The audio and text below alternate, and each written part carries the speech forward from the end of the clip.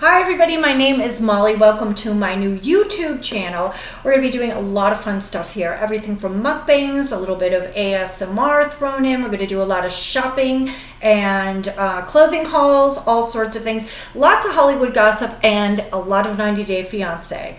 So let's get right into it. There is a lot to unpack with this show. Now, I've been a fan of 90 Day Fiance since day one.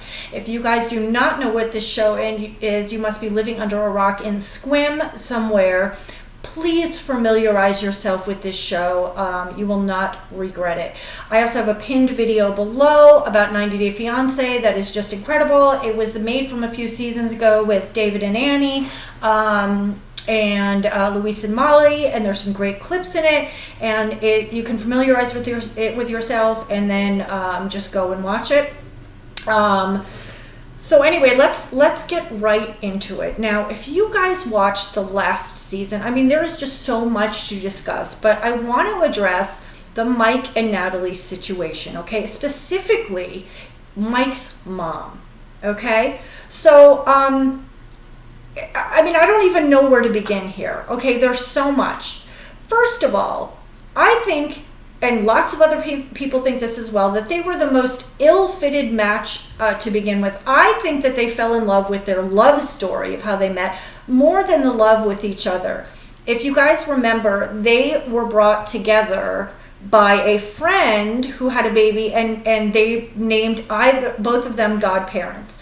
As you know, that Natalie lives in Kiev, which I always thought was pronounced Kiev, or Kiev, but they say Kiev. And I think they fell in love with that kind of romantic story. But once they got to know each other, they realized that there were so many differences between them. Now, if you guys know anything about relationships, you know that you should never, ever try to change someone else. And everybody was just complaining that Natalie was trying to change Mike from the meat that he ate, you know, the drinking and everything. But if you want to be fair, Mike also tried to change Natalie quite a bit. I mean, it just didn't work. I also want to talk about the ring. How many times was that ring mentioned during this season? Okay? From Kiev, when she gave it back to him, across the pond to Squim, where she literally tore the house apart looking for it like Gollum, okay? This ring is a canardly. If you don't know what that means you can hardly see it, okay? I understand the significance of the ring. I do. But my God, I know people are upset that Mike called off the wedding, and that is a shit thing to do, right? Hours before the wedding, he calls it off.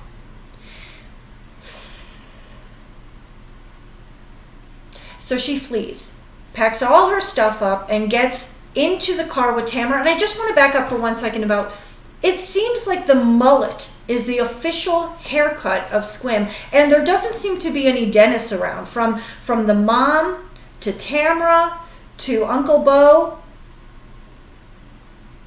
I know that there's a hairdresser there because Mike goes there every other day. So I really don't know what's up with that. Anyway, Natalie gets in the car with Tamara to go to Seattle to get a hotel room to get away from Mike. And they get there and they realize they can't get a room because the credit card is in Mike's name. She has to go back. Grovel. She gets back. And he asked for the damn canardly back. And she says, no, you can't have the ring back. And he says, well, you're just going to go pawn it. This ring wouldn't have paid for a hotel or a motel or a Holiday Inn. It just wouldn't have. So ladies, please make sure that you have your own money. You have your own credit card. You don't want to have to rely on a man. I mean, how humiliating. I actually said this to her on Instagram, and she had no comment really. She just said, you know, love will stay, hate will go.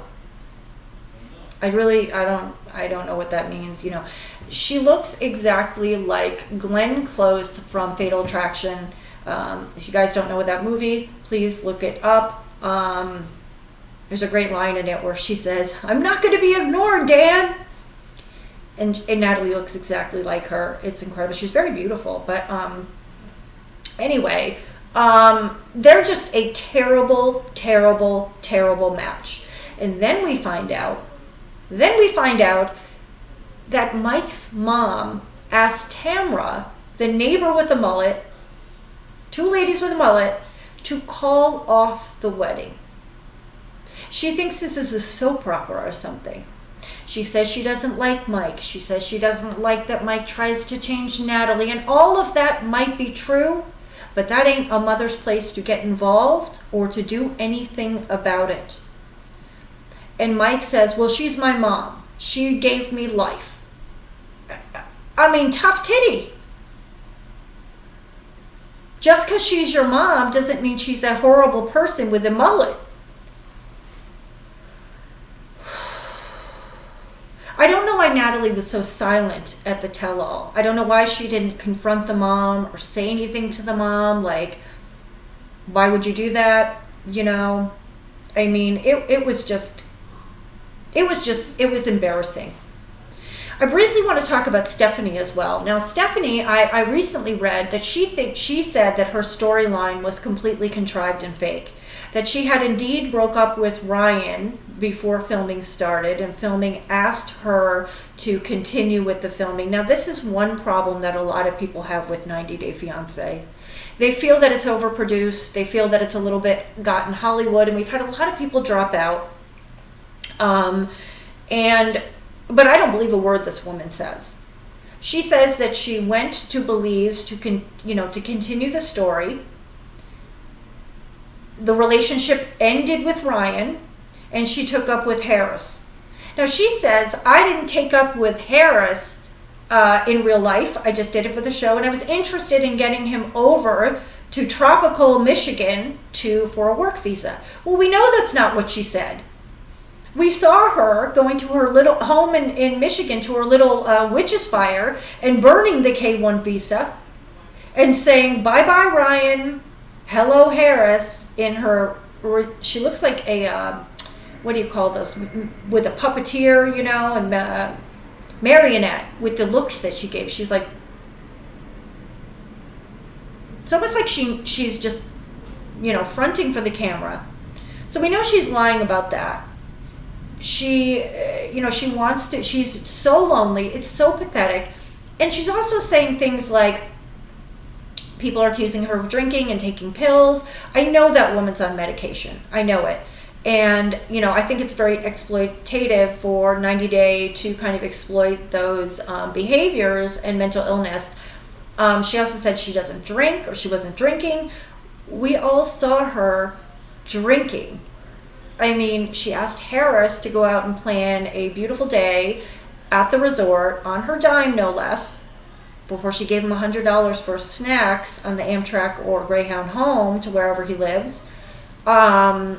And he takes her out to dinner or lunch for some day drinking and presents her favorite bottle of wine. And she says, don't give me one of those chintzy, fancy, small pours. I want you to fill it to the rim. And we saw her drinking. And, listen, she's a liar to me. She's just so pathetic. She did have a good point, though, and said she would film just so she could have her business on camera, which is a very smart marketing move. But yeah, there's so much to unpack. I want to continue with my next video talking a little bit more about 90 Day. Please let me know in the comments what you guys would like to talk about, like to hear, like to discuss, like to see. This is a new channel, and I'm really excited to be here. So I hope you guys subscribe, press that bell button so you are the first to get notified of anything that I film, and that's it. I hope you guys have a great day. Bye.